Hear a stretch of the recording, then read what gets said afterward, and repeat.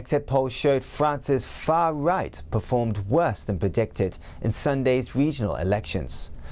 This leaves victory in the southern battleground regions and a platform for the 2022 presidential election in the balance. Flora Bradley-Watson brings us this report. France's regional elections failed to give Marine Le Pen's far-right party the boost she was hoping for. An Ipsos exit poll from Sunday's vote shows a win for France's mainstream Conservatives, who got 27% of the vote overall. Le Pen's National Rally got 19%, a drop of more than 7 percentage points nationwide compared to the last election in 2015. French President Emmanuel Macron's ruling party did as badly as expected, revealing the extent to which they have failed to plant roots locally. His party came in fifth, with 11% of the vote, and is not expected to win any region outright. Macron's party spokesperson called the results a slap in the face. France's presidential elections are less than a year away, and this vote was seen as an indication of what's to come. Le Pen had hoped a strong showing would bolster her credentials as a leader fit for power. She had sought to capitalise on a rebrand that saw her ditch promises of a so-called Frexit and inflammatory rhetoric. But it was only in Provence that her candidate finished first, and by a much smaller margin than expected, exit polls show. Her party has never before controlled one of France's 13 regional councils, and she blamed this latest setback on the low turnout. An estimated 68% of voters shunned the polling stations on what was a sunny day. The second round runoffs take place next Sunday. 17 people were injured and more than 70 houses heavily damaged in the Belgian town of Baran after a storm hit on the weekend. At a certain point, 10 seconds were enough to blow away everything. It's catastrophic. After all we've just gone through, it's going to be hard. Authorities described the storm as a small tornado. Drone images show several houses with roofs torn away and gardens littered with debris. According to local media, a school and sports hall were completely destroyed. Temporary shelter for victims of the storm is being provided in a cultural center. US auto safety regulators say they've opened 30 investigations into Tesla crashes since 2016. These accidents involved 10 deaths and are thought to have used advanced driver assistance systems. U.S. auto safety regulators said on Thursday they are investigating a number of Tesla crashes with possible links to its advanced driver assistance systems. Tesla's autopilot allows drivers to keep their hands off the wheel for extended periods. Regulators said Thursday they've opened 30 investigations involving 10 deaths in crashes since 2016. The National Highway Traffic Safety Administration released the list of incidents under review by its Special Crash Investigations programs. It had not previously released to Reuters a full accounting of their Tesla probes. It ruled out Tesla's autopilot in 3 and published reports on 2 of the crashes. Tesla did not immediately respond for comment. The National Transportation Safety Board said autopilot was operating in at least 3 Tesla vehicles involved in fatal U.S. crashes since 2016. The NTSB has previously criticized Tesla's lack of system safeguards for autopilot. The issue received renewed attention after a Texas crash in April, in which 2 people died and in which police believed no one was behind the wheel. The NTSB said in May, testing suggested the vehicle's automated steering system was not available on the road where the accident happened. On Wednesday, the Senate Commerce Committee voted against moving ahead with regulations that would speed the adoption of self-driving cars.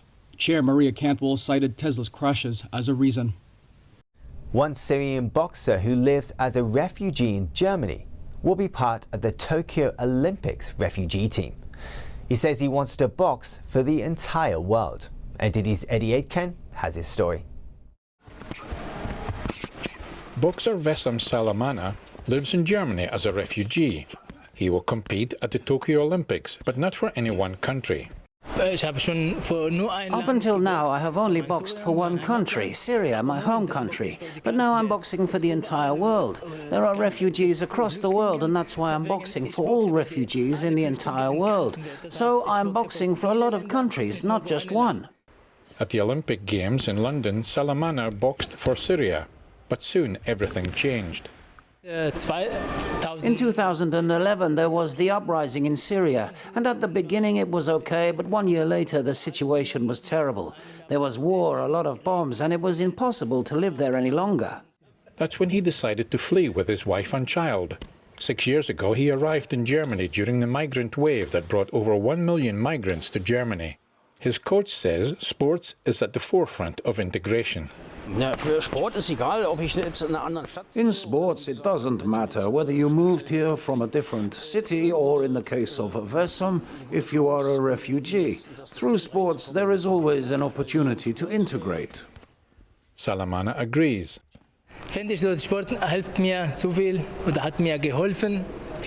Sports helped me to get to know a lot of people, and it was also very good for me for my language skills because I got to practice German. The local mayor sees people like Salamana as role models. I think this is a good example for other refugees that it's possible to be successful through sports, and this could maybe also be an incentive to do better. The Olympic refugee team this year sees 29 athletes competing across 12 sports under the Olympic flag. The team includes people from Syria, South Sudan, Eritrea, Afghanistan and Iran. It's 3 times the size of the inaugural refugee team in Rio de Janeiro 5 years ago. Eddie Aitken, NTD News. In May, a 75-year-old man reached the summit of Mount Everest. Arthur Muir tells NTD about the long and grueling journey he undertook to reach this height.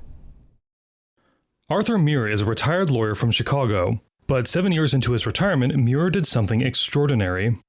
Who wouldn't be skeptical? Grandfather says he wants to climb Mount Everest. I mean, I'd be skeptical too. I was skeptical. I still am skeptical.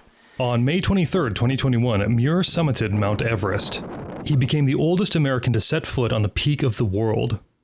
It was much more of a feeling of, I've been grinding away to do this climb, grind. Muir's first encounter with Mount Everest was 30 years ago, but family life and his 35-year-long career as a corporate finance lawyer took over. And it's really important that you articulate correctly what the party's intentions are, but it required hours and hours and hours of really tedious, continued focus. And that was really helpful to me, because I could focus for a really long time on the task at hand. It happened to be climbing up and down this mountain. It wasn't until 2014, when a friend invited Muir to scale a volcano, that his interest was rekindled. I ended up feeling pretty confident about this. I signed up to go to Mount Everest. But as my skill set kind of improved, and I was kind of fighting the age thing. Despite having shoulder surgery, Muir began an intense training routine.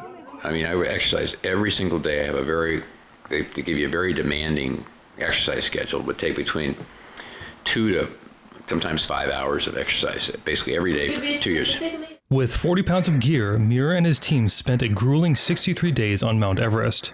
He tells NTD that the final nighttime ascent to the summit was like being in an elevator shaft. And then the most wonderful thing happened. Over on my right, I see this light line, this very indistinct line of light, which is the very beginning of the dawn light coming up in the east. But the emotion for me at that point was much more so than on the summit. I thought, I'm actually going to get to the top of Mount Everest, because you can see the summit ridge, and then you can see. After a brief stay on the summit, Muir had the tens of thousands of treacherous steps to take back down to safety. And for me, it was like, okay, job done, mission accomplished, time to go home. You go there to see what the mountain will give you, what your body will give you, because it's not about the summit, it's about the effort. Muir has many more adventures in mind before he gets too old. After more than 7 decades on the air, the world's longest working DJ has finally put away his records. NTD's Andrew Thomas brings us more on this. Uncle Ray is back. In a storied career spanning over 70 years in Hong Kong, Ray Cordero has interviewed superstars like the Beatles and Elton John. I never dreamt of being a DJ. I listened to a lot of music, on the radio. I could hear the voice of the DJ, but I never thought, I was so young, never thought of being a DJ, Cordero, who holds the Guinness World Record for the world's longest working DJ, retired last month at the age of 96. Cordero's love for music eventually led him to pursue a career in radio, where he joined public broadcaster Radio Hong Kong. During a 3-month study course in London with the BBC in 1964, Cordero landed an interview with the Beatles that launched his career. The Beatles had become wildly popular by then, and Cordero badly wanted to interview them. Armed with a notebook and a pen, he went to the offices of the band's record label, EMI, to ask for an interview with the group. Fortunately, he was told to return the next day. I know it's going to be very important because everyone who has the interview with the Beatles is rather special. They were so popular. They were #1 in London. So I had no problems there. I knew I had a valuable tape. Unfortunately, it's a small reel. The interviews thrust him into notoriety, and he quickly became Hong Kong's top DJ. He later got acquainted with other stars, including Elton John and Tony Bennett. Cordero gained a loyal following of listeners who would tune into his weekday radio show, All the Way with Ray. It ran from 1970 until its last broadcast last month. I'm very happy that I have fulfilled my work as a DJ, did what I have to do, and the audience all love me. The final episode of Cordero's live radio show, All the Way with Ray, aired on May 15th. Cordero bid farewell to his listeners with Time to Say Goodbye, sung by Sarah Brightman and Andrea Bocelli. Have a good night. Andrew Thomas, NTD News. Researchers in the Italian city of Cremona are combining centuries-old craftsmanship with new technology to understand how traditionally designed instruments project sound. Part of their plan is to build an AI-designed violin by early 2022. NTD's Joy Duguid has the details. Researcher Sebastian Gonzalez was studying physics and computer simulations. But when his in-laws introduced him to violin making, he was hooked. That's when he decided to apply computer simulations to the manufacturing process. Gonzalez started with a 3D scan of the famous Messiah violin, created by the 17th century violin legend Antonio Stradivari. Gonzalez hopes to understand how the iconic violin makers of 300 years ago were able to craft their instruments and why these techniques still work today. The Messiah is one of the most important violins in the world because it's been in pristine shape for 300 years. And we use that as a base in which to create a parametric model. Gonzalez and his colleagues are also analysing the instrument's top plate. For that, they're using an impact hammer and an accelerometer. This allows them to study the resonance of the instrument, its frequencies, and how it vibrates differently than others.